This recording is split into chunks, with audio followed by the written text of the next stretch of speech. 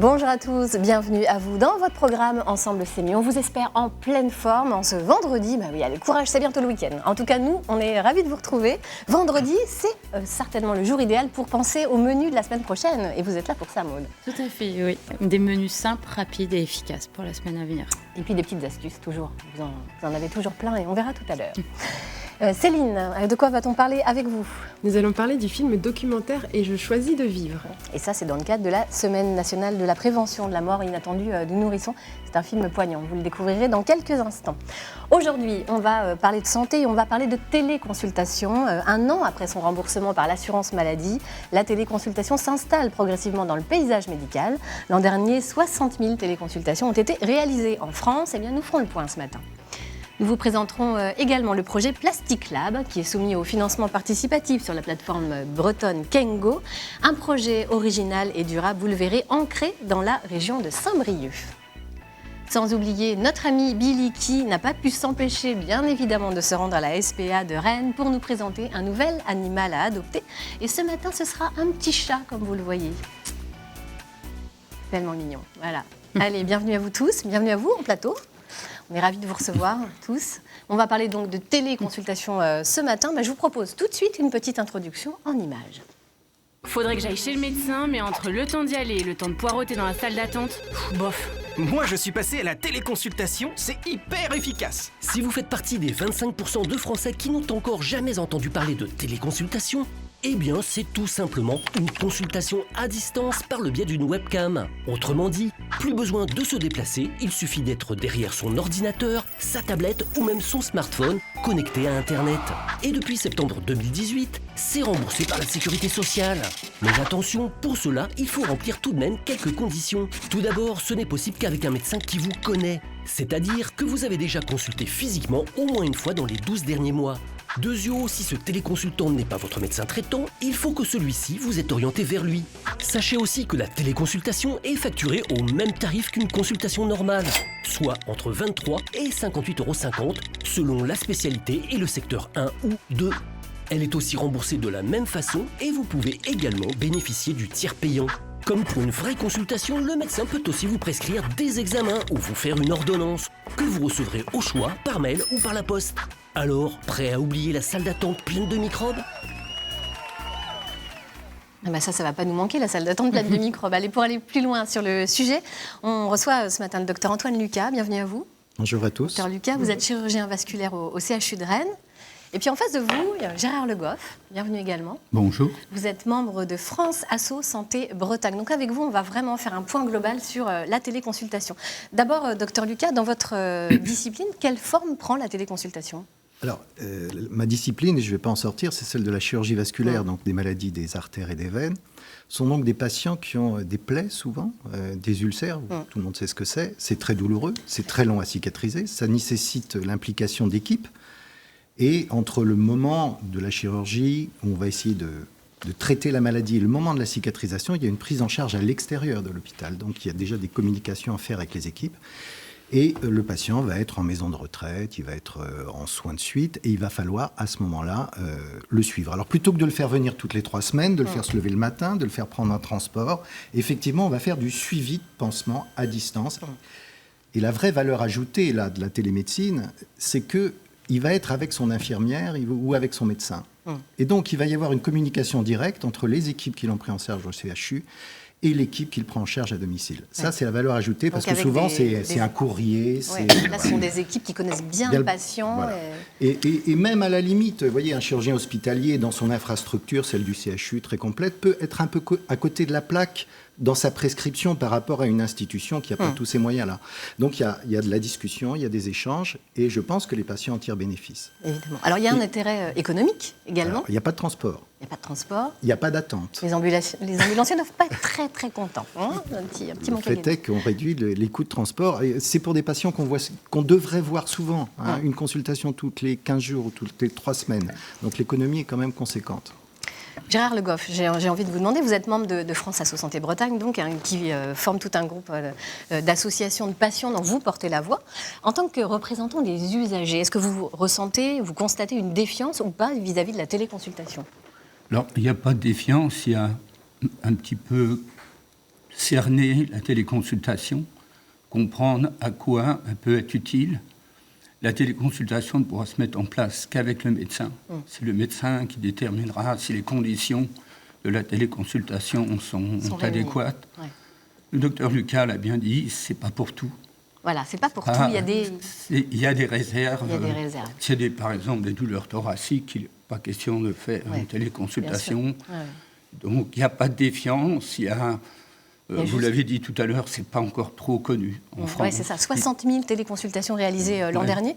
Vous dites quoi? C'est un démarrage timide? Il y a des freins quand même? C'est un démarrage. Ça reste timide. On peut le donner timide au regard des 500 000 qui avaient été prévus par la CNAM. Ouais. Mais ça ne préjuge pas de l'avenir. Ça peut aller peut-être plus vite. Plus loin, certainement aussi. Est-ce qu'il y a des freins, j'ai envie de vous demander à tous les deux, du côté des patients et du côté des médecins? Alors, du côté des patients, les freins, c'est quoi? C'est la crainte de ne plus avoir de contact finalement humain avec le médecin? Les patients, ils démarrent de 15 ans jusqu'à 90 ans, 100 ans. Donc, on peut comprendre quelqu'un qui a entre 35 et 50 ans n'est pas la même approche. Et ce sont plutôt les jeunes, peut-être pressés par le temps, qui iraient vers la téléconsultation. Les retraités ont plus de temps, donc ils peuvent... Quoique. Ils peuvent attendre dans la salle d'attente, donc il n'y a pas la même approche selon un petit peu les classes d'âge. Bien sûr. Et puis il y a les pathologies. Si vous êtes, comme le docteur Lucas disait, dans des processus de soins répétitifs, on peut comprendre qu'une fois sur deux, si vous avez certaines maladies... c'est le manque de relations physiques qui, à l'heure actuelle, est un frein. Ouais. Ça, vous dites la même chose. Hein. Votre crainte ultime, c'est ça, finalement. Non, il y a parce qu'il y a deux aspects. Il y a un aspect médical-technique, c'est qu'au XXIe siècle, avec la technologie, l'électronique, tout ce que vous voulez, l'examen clinique n'est pas mort. L'examen clinique, c'est-à-dire avec vos oreilles, votre stéthoscope et vos mains, vous allez faire des diagnostics qui sont parfois plus précis, plus rapides, que des batteries d'examens complémentaires. En plus, en termes économiques, c'est très intéressant. Donc si, pendant l'épidémie de grippe, vous avez 39, mal au dos, si vous interrogez un statisticien de la médecine, il va vous dire que vous avez la grippe. Sauf que vous avez peut-être une pneumopathie ou une pyélonéphrite. Qui va faire le diagnostic? Qui va orienter positivement les choses? C'est un praticien expérimenté. L'examen clinique n'est pas mort. Donc se priver de ce temps-là, ça n'est pas possible pour le moment. La deuxième chose, on peut peut-être citer cette expérience qu'ont eu nos collègues cardiologues. Avec des systèmes électroniques, vous surveillez des pacemakers, des défibrillateurs implantables, il n'y a pas de souci, vous le faites à distance. Le patient se pose le capteur, il transmet, le centre de transmission lui dit que tout va bien. Mais le patient, il continue à aller voir son cardiologue. Parce qu'il y a cette relation humaine. Moi, alors ça n'engage que moi, mais il y a des choses que je ne ferai pas et qui d'ailleurs ne sont pas recommandées, mais il y a la fameuse consultation d'annonce. Quand vous avez une pathologie grave, qu'on vous la scène, parce qu'on vous l'explique quand même, et au moment où on vous la scène, c'est un moment qui est difficile, qui est intense, et en plus, dans le monde de la chirurgie, on va vous expliquer qu'on va vous opérer, et la loi, on la respecte, on va vous donner les risques. Ce moment-là, il faut le digérer. C'est un moment très intense et ça ne peut se faire que dans l'intimité d'un cabinet de consultation, sans téléphone, sans porte qui s'ouvre et avec une attention, une acuité à ce que ressent le patient. Donc oui, là, la télémédecine, elle est à côté. Ce qui ne veut pas dire qu'elle n'est pas utile du tout. Elle est utile, mais dans certains cas. Le suivi des pathologies chroniques, c'est très très bien. C'est très bien. Mais ça ne faisons pas croire que c'est un système universel. Je vous propose qu'on écoute la question d'une téléspectatrice. Elle s'appelle Laure. Bonjour, je m'appelle Laure. Je me posais une question concernant la téléconsultation. J'ai lu un article qui disait que ça pouvait être intéressant dans le cas des déserts médicaux et aussi pour les EHPAD, pour remédier donc à un manque de médecins. Mais je me demandais aussi du coup si... il n'y avait pas du coup plus de risques d'erreur de diagnostic dans le cas de la téléconsultation que dans le cas d'une consultation ordinaire. Voilà, merci. Alors, risque accru d'erreur de diagnostic ou pas, docteur Lucas, je vous demande? Alors, très souvent en médecine, on arrive au diagnostic. Ne pas avoir de diagnostic dans notre médecine, ça peut arriver, mais enfin, c'est une situation assez exceptionnelle. C'est assez rare. Par contre, on y arrive plus ou moins vite. Et j'ai déjà répondu à la question. Quand on a un bon examen clinique, un praticien expérimenté, qu'on se fait examiner, ce que je crains effectivement, c'est que la téléconsultation conduise non pas à des erreurs, mais à des errances diagnostiques et à une production d'examens complémentaires pour confirmer le diagnostic qui soit supérieure à ceux qu'on prescrirait en ayant une première consultation présentielle. Donc, pour le moment, en tout cas moi, peut-être parce que je suis un vieux médecin aussi, je préfère la première fois. Et quand j'ai un diagnostic ou une décision opératoire à prendre, je préfère avoir le patient. Après, on ne va pas se revoir tous les 15 jours. Donc, on va se suivre en télémédecine. Donc oui, ça peut peut-être augmenter une mésorientation clinique. Voilà. Alors, donc, il faut être prudent, en fait. Il faut être prudent, c'est ça. Laure parlait des EHPAD et des déserts médicaux. Je sais que c'est un sujet qui vous tient à cœur à tous les deux. Je vais vous poser la question, Monsieur Le Goff. On sait que la dynamique de téléconsultation va s'amplifier et souvent, certains disent « Oui, mais c'est la solution miracle, c'est fabuleux, c'est la solution miracle aux déserts médicaux et au manque de personnel. » Vous en dites quoi de ça? Pas du tout. Et c'est un message que l'on estime un petit peu dangereux.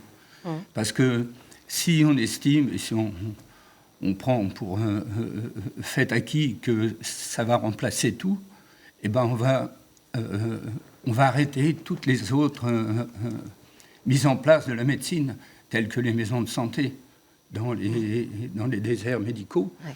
Parce que la téléconsultation, tout le monde ne sait pas servir d'un ordinateur. Tout le monde n'est pas à l'aise avec toutes ces technologies. Souvent, déserts médicaux, on a des déserts numériques, donc ça marche mal aussi. Donc il ne faudrait pas prendre un petit peu ce message-là comme la solution à tout. Nous voulons l'accès à la santé pour tous, pas que pour une partie de la population. Ouais. Ça accroît les inégalités sur le territoire, la téléconsultation. S'il y a un désert numérique, j'entends bien ce qui vient d'être dit. Désert médical, désert numérique. Il y a adéquation peut-être entre les deux. Parfois. Ouais. Alors en Bretagne, j'en profite quand même pour rendre hommage à quelqu'un parce que on n'est pas...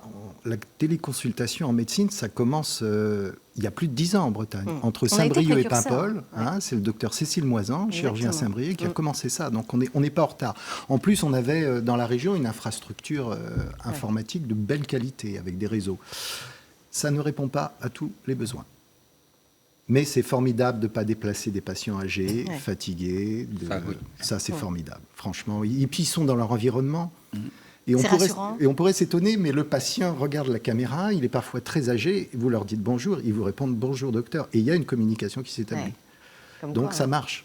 Ça marche. Alors comment faire pour amplifier justement cette dynamique? Alors on entend des voix qui s'élèvent pour demander un assouplissement des conditions justement d'une téléconsultation. Qu'en pensez-vous? Moi, c'est la technologie qui va permettre à une infirmière de ville, vous le faites déjà avec votre FaceTime ou avec votre téléphone. Donc il faut travailler un peu là-dessus pour la sécurisation des données, les transferts sécurisés, mais il faut que ce soit souple. Les grandes salles de téléconsultation, c'est pas pratique, c'est pas souple, il faut assouplir le système. C'est une tablette d'un côté, un ordinateur de l'autre. Bon, voilà.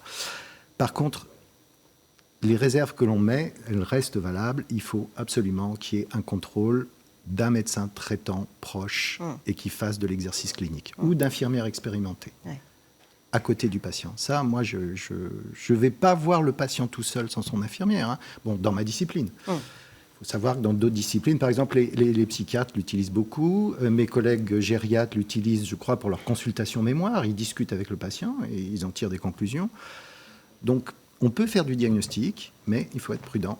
Il faut être prudent. Mais c'est un outil formidable, surtout pour les personnes âgées. Oui, bien sûr. La Haute Autorité de Santé a récemment publié un guide des bonnes pratiques de la téléconsultation, Monsieur Le Goff. Vous en pensez quoi de ce guide des bonnes pratiques? Il est très bien construit. Je pense qu'il servira aux médecins aussi, parce que pour qu'il y ait de la téléconsultation, il faudra des patients, mais il faudra que les médecins se mettent aussi à la téléconsultation, on comprenne les limites. Normalement, il ne peut pas y avoir une annonce de mauvais diagnostic. C'est interdit par la loi. Alors, j'espère que ça n'arrivera jamais, que ce sera toujours bien respecté. Le guide, j'ai lu tout dernièrement qu'il y avait des formations pour les médecins à la téléconsultation. Il faudra qu'ils s'en emparent aussi, On ne verse pas dans les plateformes commerciales que ça commence à venir. Vous allez m'énerver, le docteur Lucas. Non. N'est-ce pas, docteur Lucas? Non, je ne suis pas énervé. La téléconsultation existe, il faut l'utiliser. J'imagine qu'on puisse y avoir recours. Ça vous agace. Mais ces plateformes où on ne voit pas le médecin. Non, on ne voit pas le médecin, ce n'est pas possible. Vous voyez, par exemple, d'ici, je pense que la nutrition serait un suivi en nutrition. C'est bien adapté à ce genre de choses. Ouais. Je ne suis pas tout à fait dans ce monde-là en chirurgie cardiovasculaire. Hein. Donc, j'imagine qu'il y a une partie de la médecine qui puisse être traitée comme ça, mais il faut être prudent. Il faut être prudent de toute façon. Le parcours de soins doit être respecté. Ouais. La médecine de proximité et toutes ces plateformes commerciales, ça va faire un petit peu éclater cette médecine-là. Et nous avons des réticences. Il faut qu'elle s'intègre dans le parcours de soins. Oui, voilà, c'est certain. C'est ça. Oui. Merci beaucoup à tous les deux d'être venus nous parler de la téléconsultation. Est-ce que vous avez eu recours les unes les autres à la téléconsultation? Non, jamais. Bah, écoutez, attestez peut-être. Céline, avec vous, on va parler d'un sujet poignant, délicat. Aujourd'hui se tient le 7e colloque autour de la mort inattendue du nourrisson au couvent des Jacobins à Rennes. Oui. Et c'est pas placé de manière... c'est bien placé, en tout cas, au cœur de cette semaine de la nationale de la prévention de la mort inattendue du nourrisson. Oui. Donc, du coup, je vais vous parler du film documentaire « Et je choisis de vivre ». En fait, Amande et Guillaume ont perdu leur petit garçon Gaspard la veille de ses 1 an, d'une anomalie cardiaque. Et Amande a vraiment très mal vécu, elle était désemparée, elle était à bout de souffle, vraiment. Et elle a ressenti le profond besoin de rencontrer des personnes qui avaient vécu ce drame et qui ont eu la force de rebondir, parce qu'elle ne l'avait plus, cette force-là. Ouais.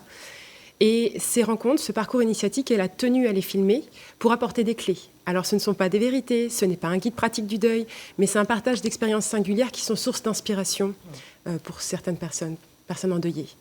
Mais mieux que des mots, je vous propose les images, et puis on en reparle après. On va regarder la bande-annonce de ce film. Et je choisis de vivre. Il était une fois une femme qui n'avait qu'un seul enfant. Elle l'aimait évidemment de tout son cœur. Seulement un jour, malheureusement, cet enfant vint à mourir.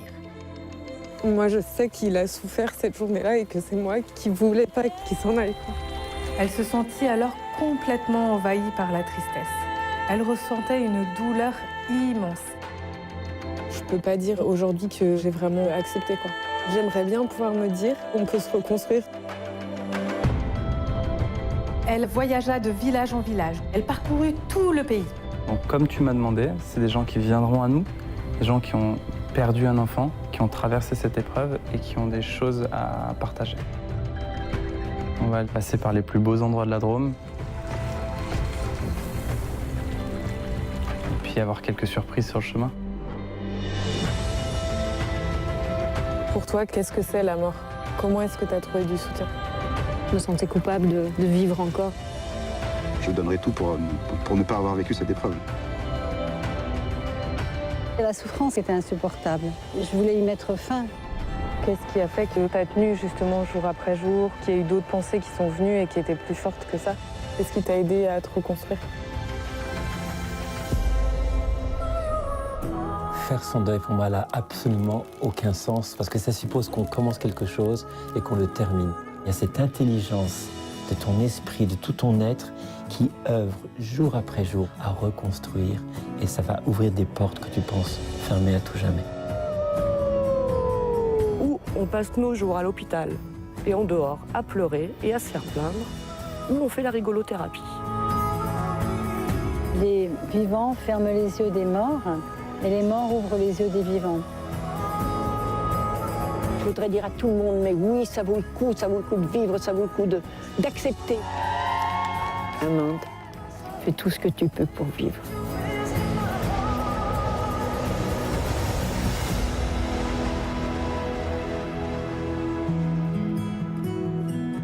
L'automne, c'est la saison où tout meurt, et en même temps, c'est la saison où il y a les couleurs les plus vivifiantes. Il y a le plus de vie. Une bande-annonce extrêmement émouvante, hein. Ça donne vraiment envie de voir ce film. Oui, à chaque fois, ça me donne la chair de poule, moi, la bande-annonce. Ouais.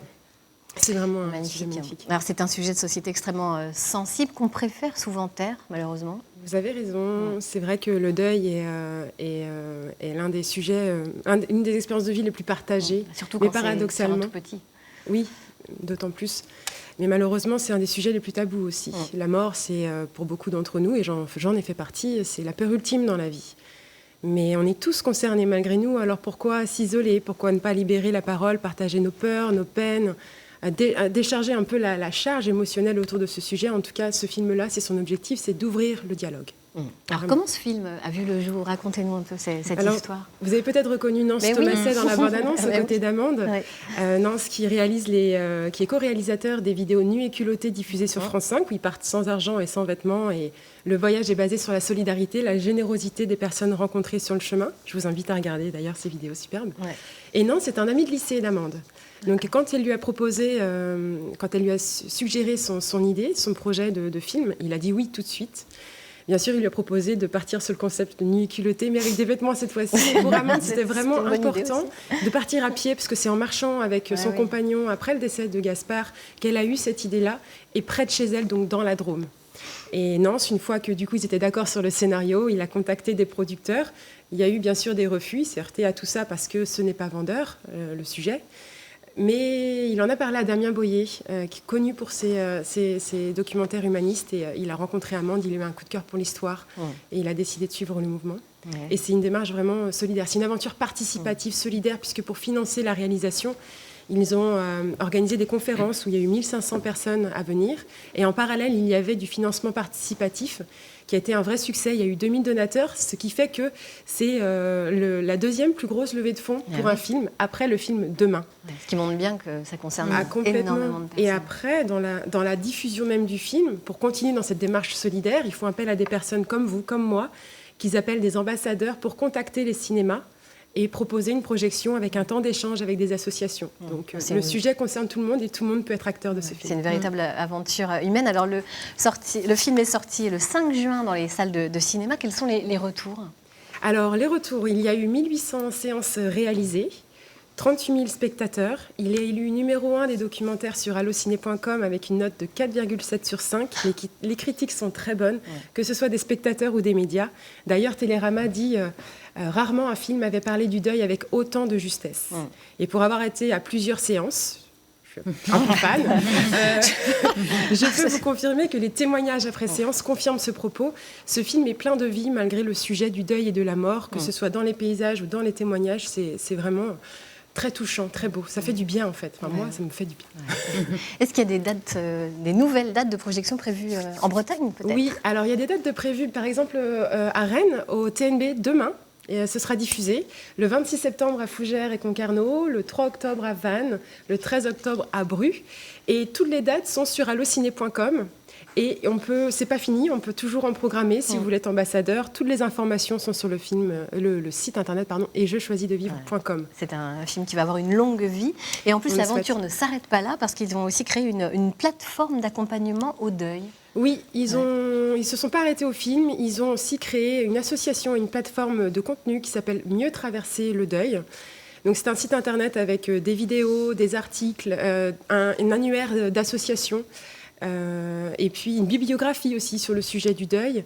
L'idée, c'est vraiment de soutenir, informer, accompagner les personnes endeuillées, les aidants et les professionnels dans ce processus de deuil. Donc la promesse faite à Amande, elle est beaucoup plus loin que ce qui était prévu initialement, puisqu'elle est maintenant, c'est une promesse à tous les endeuillés pour mieux traverser le deuil ensemble. Merci beaucoup Céline d'être venue nous parler de ce magnifique film. On va maintenant retrouver notre expert en bricolage. On change complètement de sujet. Aujourd'hui, Jean-Pierre va nous montrer comment fabriquer un range-vélo en palette. Et il a des idées, vous allez voir. Bonjour, c'est Alexandra. Salut, c'est Chanès. Salut, c'est Florian. On est venu aujourd'hui voir JP pour découvrir comment réaliser des range-vélos avec des palettes.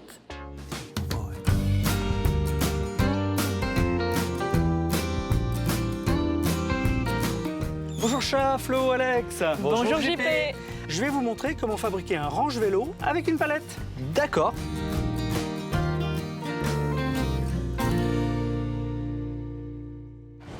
Pour fabriquer ce range-vélo, nous allons utiliser une palette. On va la couper en deux, comme si on voulait la plier. D'accord. Pour que la roue avant du vélo qui rentre puisse être maintenue sur 2 axes. Très bien. Alors, ma petite astuce pour scier droit avec une scie sauteuse, c'est d'utiliser un tasseau. Tu vois le petit trait que j'ai fait ici? Si je positionne ma lame de scie devant, je vais pouvoir mettre mon tasseau sur le bord et ça me fera un guide. Je vais le maintenir avec un serre-joint. Tu vas appuyer sur la gâchette qui est là en avançant. Il ne faut jamais forcer. C'est la machine qui scie, c'est pas ta force.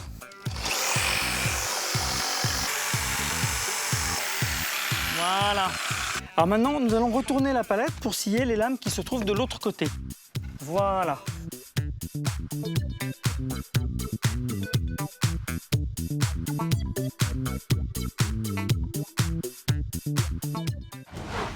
Et bien maintenant, nous allons pouvoir assembler ces 2 demi-palettes. Et comme vous voyez qu'ici, il y a un espace qu'il va falloir combler, nous allons réutiliser notre règle de tout à l'heure. On la scie en 2. Vous allez m'aider à les faire passer. Oui. C'est bon? Oui. Très bien. Alors, comme on a une longue épaisseur à traverser, on va utiliser des vis de 120 mm. Allez, on y va. Top. Impeccable. Alors, maintenant qu'on a fixé les 2 tasseaux, on va pouvoir fixer toutes les petites lattes pour qu'elles ne soient pas branlantes comme ça. D'accord. Allez, c'est parti. Tiens, c'est parti. Voilà, c'est bien.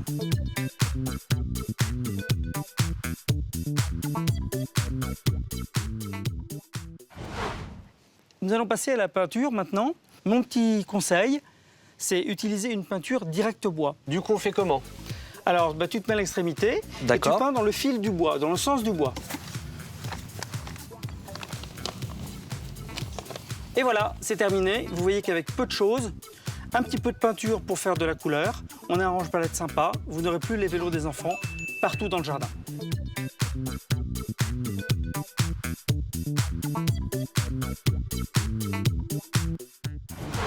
On résume. Pour réaliser un range-vélo avec une palette, coupez-la au centre à l'aide d'une scie, de manière à pouvoir ensuite former un angle droit. Aidez-vous d'un tasseau afin de réaliser une coupe droite. Placez vos demi-palettes perpendiculairement et fixez-les à l'aide de grandes vis. Utilisez une peinture à bois microporeuse pour colorer les lames de votre palette. Veillez à peindre dans le sens du bois.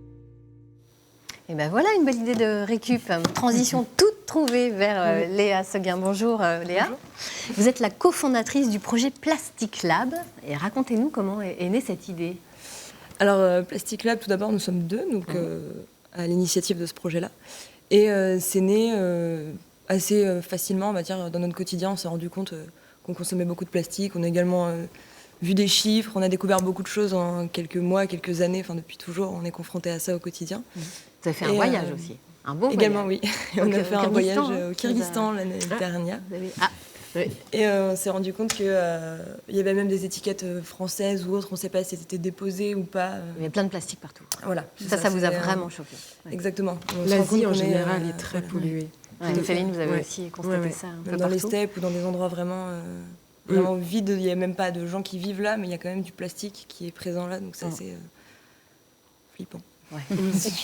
Et puis vous êtes tombé sur Internet, sur le projet Precious Plastic, qui était en open source. Là, ça a été le déclic. Exactement. Ça a été le déclic, c'est ça. Et c'est un projet qui est libre de droit, donc, comme vous venez de le dire. Et il y a des plans qui nous permettent... on a des plans à disposition qui nous permettent de construire des machines. Et ces machines, elles broient. Il y en a une qui broie le plastique et les 3 autres, elles permettent de refondre le plastique sous différentes formes. Et ce qui fait qu'on fabrique des nouveaux objets. C'est vaste. On peut faire énormément de choses en fait avec une matière première qui est partout malheureusement, mais qui est partout au sol ou dans l'eau. Et ça vous a donné une idée. Vous vous êtes dit mais pourquoi on ne créerait pas notre projet à l'échelle de Saint-Brieuc? Alors comment vous vous y êtes pris, dites-moi?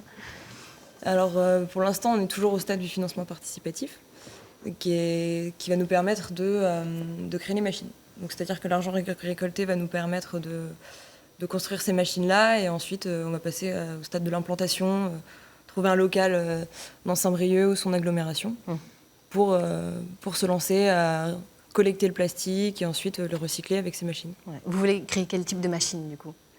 Les quatre machines, c'est-à-dire la broyeuse, celle qui broie le plastique. Et ensuite, il y en a une qui permet de sortir le plastique sous forme de filament 3D, donc un peu comme les imprimantes. Donc là, c'est une matière assez malléable qu'on travaille plus à la main. Et ensuite 2 autres machines qui permettent de refondre le plastique dans des moules, donc de petite ou de plus grande taille, pour faire toutes sortes d'objets dont on n'a pas encore pris la décision parce qu'on démarche actuellement des clients potentiels ou autres. Donc c'est en fonction des gens qui seraient intéressés pour travailler avec nous. C'est ça qui va déterminer les types d'objets qu'on va fabriquer derrière. Ouais, bon, vous êtes au bon endroit pour ça, pour lancer un appel et vous faire connaître. Jusqu'au 26 septembre, donc on peut vous aider sur la plateforme Kengo. Vous attendez 4 200 €, c'est ça? Tout à fait. Ouais. Et vous avez récolté combien? 3 000. Ah bah c'est pas mal. Un petit peu plus de 70% on y est presque. Ouais. C'est ça. Bah, on croise les doigts. En tout cas, il reste une semaine. Donc... Eh ben, c'est fabuleux tout ça. Vous pensez quoi de ce projet? Céline, vous qui avez été justement dans des pays... Oui, c'est vrai que j'ai remarqué l'Asie, mais il n'y a pas la même sensibilisation, je pense, aussi dans les pays asiatiques. Ouais. Et ce genre de projet, forcément, ça me fait écho. Je suis de plus en plus vigilante aussi à ma consommation pour éviter... Et je ramasse les déchets dans les rues quand je vois des bouteilles plastiques, des boîtes de kebab. Enfin, je ramasse parce que je trouve que c'est important, c'est une très belle démarche. Voilà. Alors, si vous souhaitez aider l'équipe de Plastic Lab, c'est le moment. Vous allez sur la plateforme kengo.bzh. Allez, je vous propose maintenant qu'on prenne un petit bol d'air. On va partir au Cap Sizun, dans des paysages époustouflants. Il est possible que vous aperceviez se balader un combi. Vous allez voir ça. Florence Malézieux et Stéphane Sauvillier ont suivi 2 amoureux des vannes.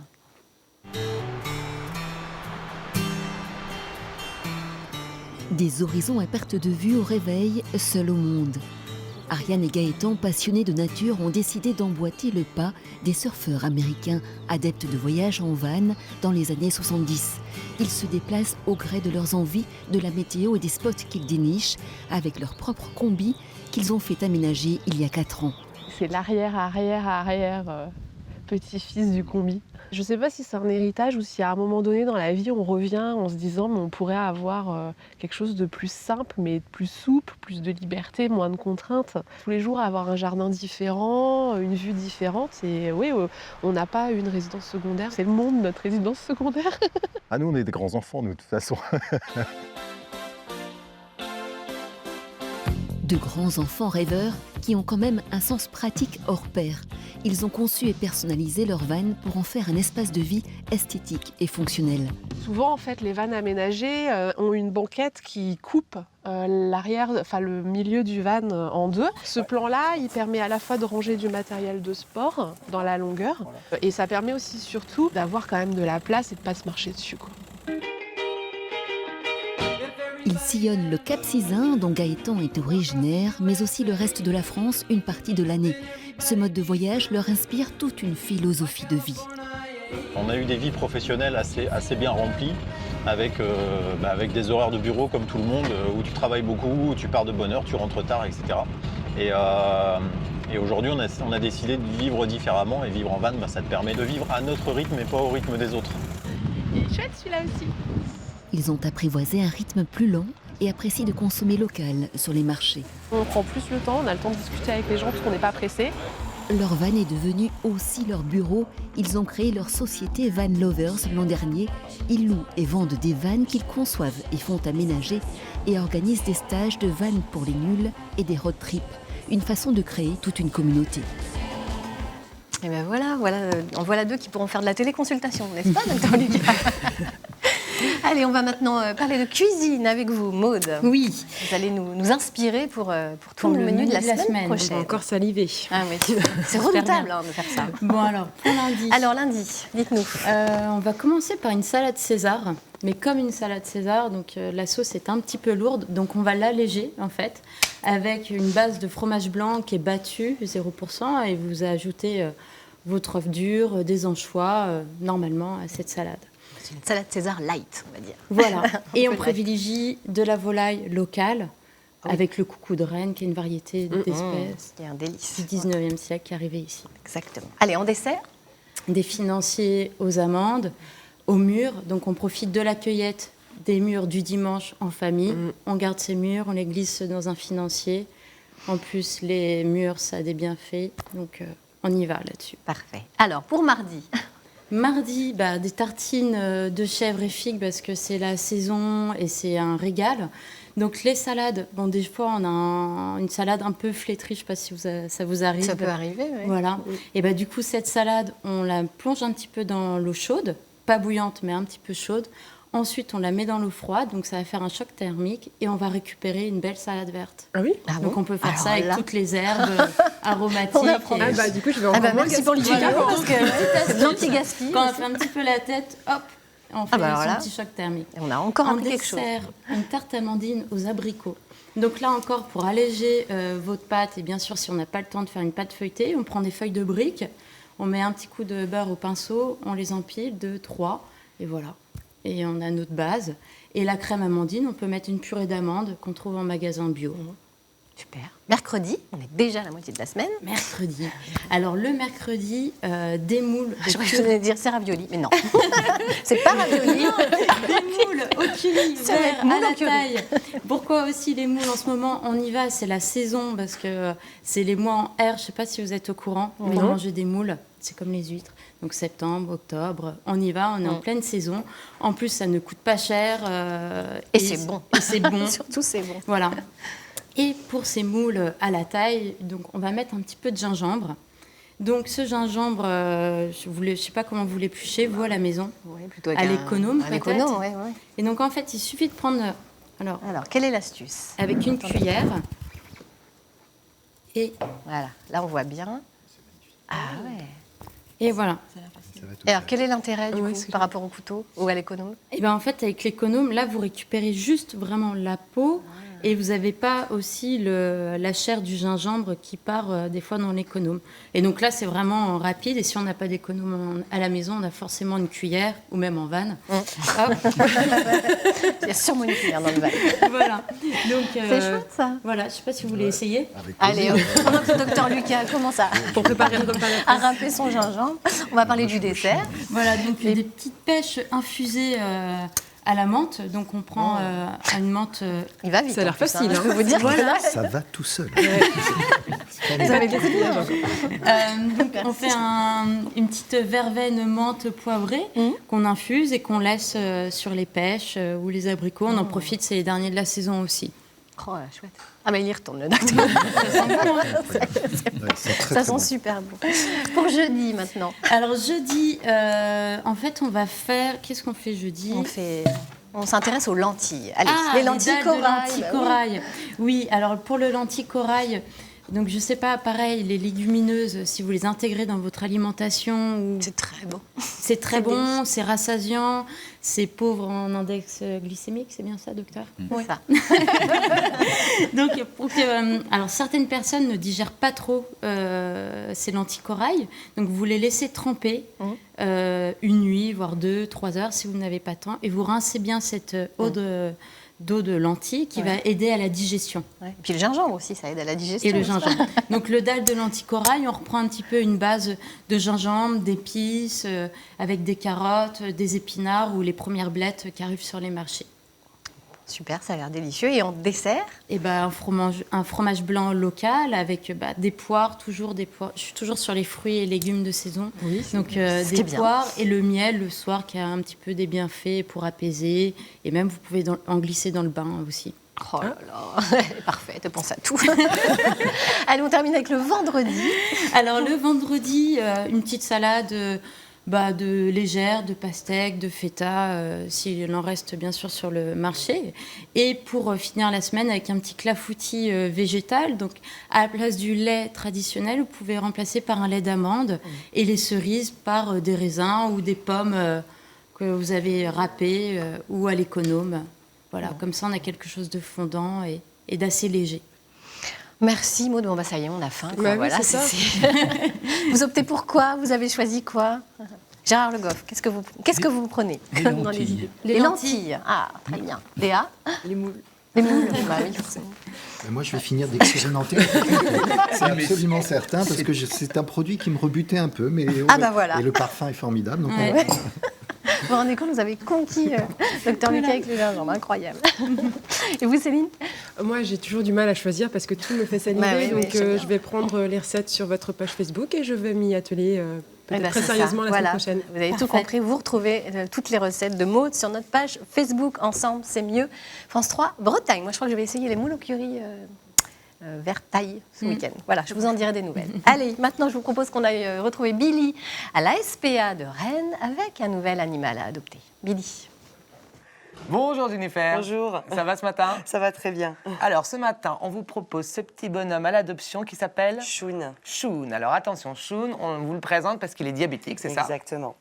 Donc, alors, diabétique, ça veut dire qu'il faut des piqûres C'est ça, il faut ces petites piqûres d'insuline matin et soir, à heure fixe. Donc c'est vrai que ça peut être une petite contrainte, mais il ne faut pas que ce soit un frein à son bonheur, voilà, parce que c'est un chat qui est vraiment adorable. Et du coup, pour lui permettre justement de trouver une famille plus rapidement, on a mis en place le dispositif des familles d'accueil à la SPA, et du coup, lui en fait partie. D'accord. C'est-à-dire que les frais vétérinaires seront pris en charge par la SPA jusqu'à la fin de la vie de l'animal. Ah ok, d'accord. Donc c'est un dispositif famille d'accueil, ça, comme ça que tu appelles ça? Oui, ça famille d'accueil définitive. Définitive, donc on le prend, on lui fait des câlins bien sûr comme il faut, et tous les frais sont pris en charge par la SPA jusqu'à la fin. D'accord. De sa pathologie. Voilà, c'est quand même un bon point, parce que je pense que financièrement ça doit être quelque chose quand même, ce genre de médicaments. C'est pas hyper coûteux, mais il demande aussi une alimentation du coup diabétique spéciale. D'accord. Donc c'est vrai que ça peut permettre aussi de trouver une famille plus rapidement pour lui. Et puis pour les soins, c'est un amour. Voilà, c'est vraiment pas un chat qui est rancunier malgré sa petite piqûre matin et soir, bien au contraire. Oui, il accepte facilement de le faire. Il roucoule, voilà, comme je dis souvent. Oui, c'est ça, parce que je sais pas si on entend. Pas, il roucoule dès qu'on arrive. Je me demandais s'il n'avait pas une tourterelle qu'il avait grignotée ou quelque chose comme ça, parce qu'on entend roucouler ce petit chat. Il ronronne pas, il roucoule. On n'a pas dit s'il aimait les autres chats, les autres chiens, comment il est? Les chats, ça peut aller, pas de chiens par contre. D'accord. Ouais, non, vraiment, les chiens, ça l'effraie plutôt qu'autre chose. Ok, ça marche. Eh bien, écoutez, c'était... Shun. Shun. Eh ben, Shun, il est là, avec des gros bisous et des gros câlins. Bonne journée, à bientôt. À bientôt. Merci Billy, on a compris. Shun, c'est donc le seul chat au monde qui roucoule. Bon, en tout cas, il a l'air adorable, ce petit chat. Oui. Il faut le savoir, il y a beaucoup d'animaux qui, depuis le début de cette saison, eh bien, ont été adoptés grâce à l'émission Ensemble, c'est mieux. Et on va continuer comme ça. Voilà, c'est chouette. Mais non, mais c'est bien. C'est pour eux qu'on fait ça, pour tous ces animaux qui ont besoin de notre affection et de nos câlins, comme dirait Billy. Allez, c'est fini pour aujourd'hui. Merci à tous d'avoir été à nos côtés. Merci. On a appris beaucoup de choses sur la téléconsultation. On se retrouve lundi à 10h45. Il sera question, entre autres, de la mémoire. Vous allez le voir, un thème passionnant où l'on démontrera beaucoup d'idées reçues. Et puis, on parlera aussi d'environnement et d'emploi. Bref, il faudra être là. J'ai que ça à dire, en fait. Allez, dans quelques instants, vous retrouvez votre série Itinéraire Bretagne avec les meilleurs moments de cette semaine consacrée aux rives de la vallée de la Vilaine. Vous allez voir derrière moi les magnifiques images d'Éric Pinault et une visite guidée menée par Leïla Agoram. Et puis ce sera l'heure de votre journal régional à midi. On vous souhaite un excellent week-end sous le soleil breton sur France 3 Bretagne avec Kenavo.